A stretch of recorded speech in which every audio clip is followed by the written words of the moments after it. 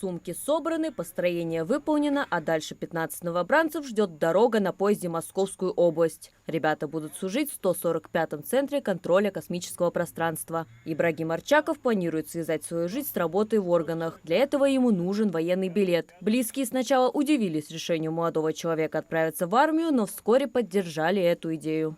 Служить военный билет,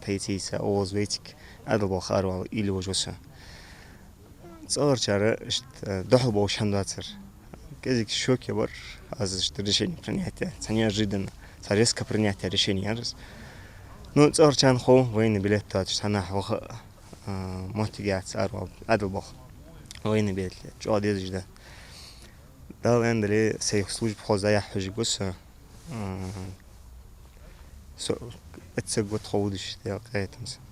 Большинство собравшихся здесь новобранцев сами приняли решение поступить на службу в Вооруженные силы России, чтобы отдать долг родине. Акрамат Амирханов, как и Ибрагим Арчаков, знает, военный билет открывает двери для хорошей работы в будущем, а тем более планы на жизнь у молодого человека большие.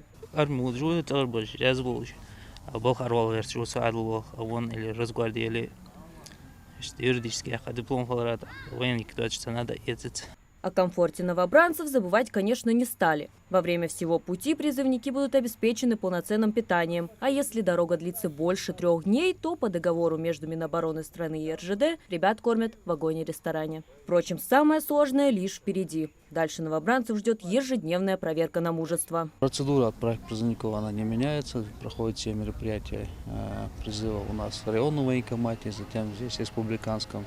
На сборном пункте военного комиссариата республики проходят тоже мероприятия призыва, медицинский осмотр, там, ну и ряд других мероприятий, положен по законодательству, после которых мы формируем команды, передаем старшим, которые прибывают из воинских частей, и уже отправляем их для прохождения службы.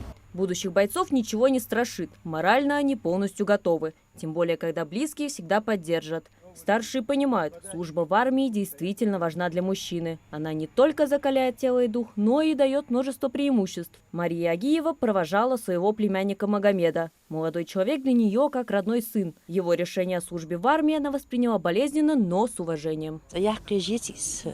Военный билет,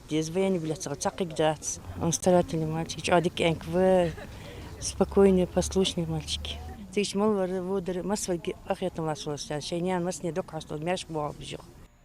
из республики до 15 июля отправятся служить свыше 200 призывников. Они пополнят ряды воздушно-космических сил, сухопутных войск, морского флота, войск Росгвардии и других военных структур Минобороны России. Срок службы остается прежним – 1 год. Мария Макиева, Султан Булгучев, Магаз 24.